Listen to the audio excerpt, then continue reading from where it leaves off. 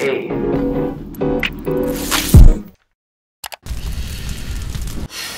Okay, I'm so pumped to finally unbox my Samsung Galaxy Z Fold 2 5G. If you don't know, I'm a very big fan of Samsung. Even in my yearbook, I drew a Samsung logo. Anyway, I've always wanted to buy a Samsung Galaxy Z Fold, and I was thinking about it when I saw the first generation, but I decided to wait for the second generation because I realized that the second generation will definitely be better. And I think I made the right decision from what I saw from the release. Anyway, let's get on with the unboxing. Okay, first things first, let's remove the sleeve that's outside of the box. And let's toss it out for now. Now, we have the actual box.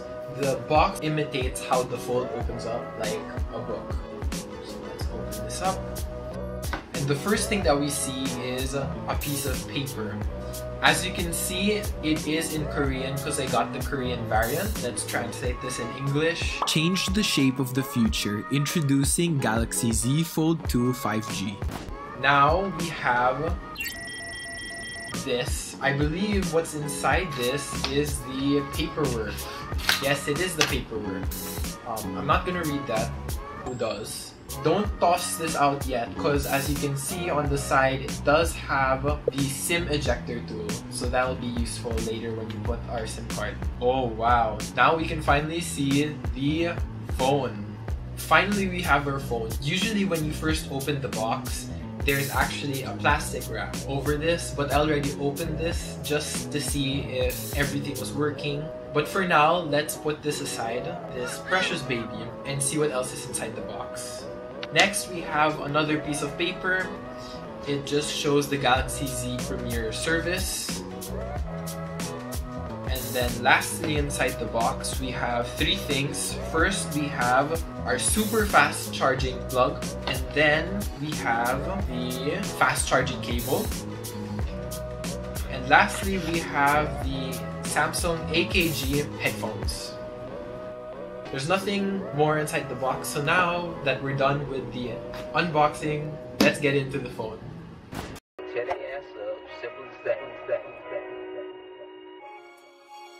Here is the phone folded, and here is the phone unfolded. It's kinda just like holding two phones stacked on top of each other in phone mode, and it feels like a very expensive, slightly heavy candy bar. For the internals, as mentioned before, it is 5G and has a Qualcomm Snapdragon 865 Plus processor. It has 12 gigabytes of RAM and a 4500 milliamp battery. The storage that I got for this phone was 256 gigabytes, but there is the option of getting 128. Personally, 256 gigabytes is plenty enough for me as my previous phone was only 68 gigabytes. This phone does not have an expansion option for storage, but it's been like that for almost all recent phones coming out lately, so it's passable. Lastly, it supports wireless charging. A cool feature of this is if you, for example, need to charge your Galaxy Buds, then you can just place it on top of the phone and the phone will charge your Galaxy Buds. Alright, the style that I got for this phone was Mystic Black, and look at the beautiful Gorilla Glass 6 back. Very nice to look at, but it is a major fingerprint magnet, so I suggest to buy a case, not just for that but also to protect the phone. There is also the other style of Mystic Bronze, which you can see is being used in most K-dramas. You also have the option to customize the hinge if you want to, with several different colors available. But personally, I love the all black look that I got. In terms of the front screen, it's 6.2 inches and an AMOLED display. It has Victus Gorilla Glass and it already comes with a pre-installed screen protector. At the top and bottom of the phone are the speakers. Here's a little sample audio test of the speakers.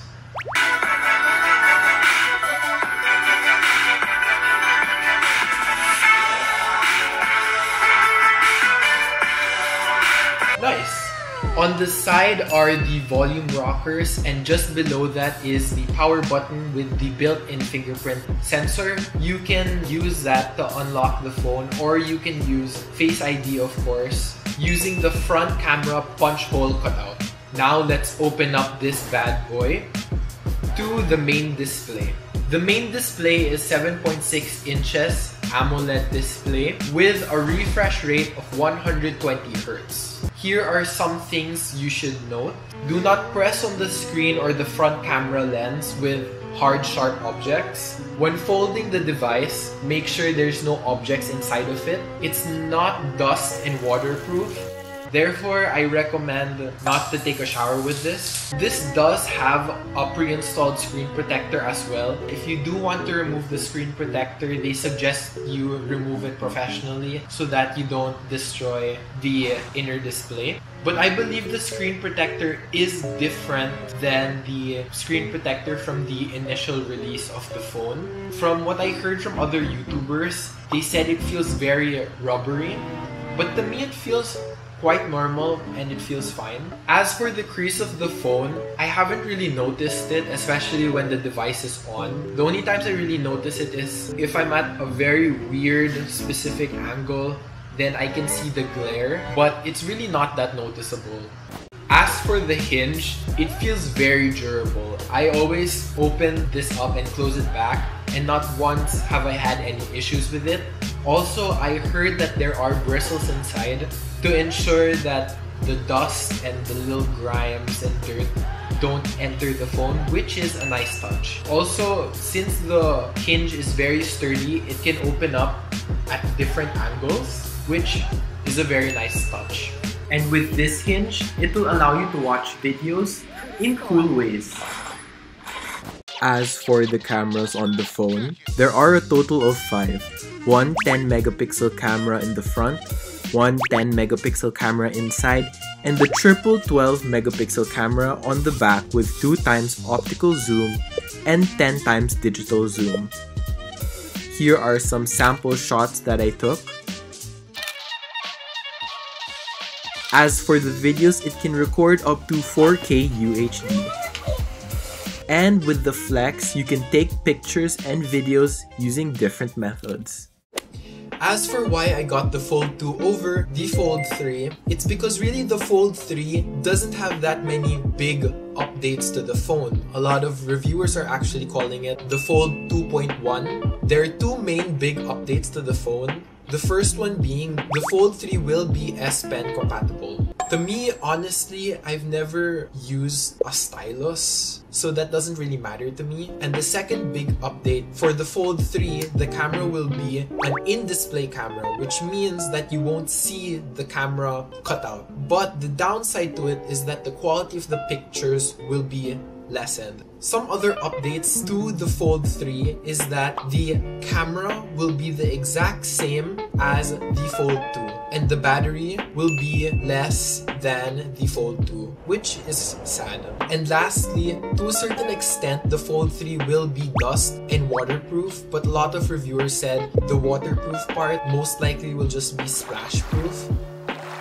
So it's not that far from the Fold 2. That's it for the Fold 2. Thank you guys so much for watching. Make sure to like, subscribe, hit the notification bell button, and make sure to comment down below. And I'll see you guys next time. Cut!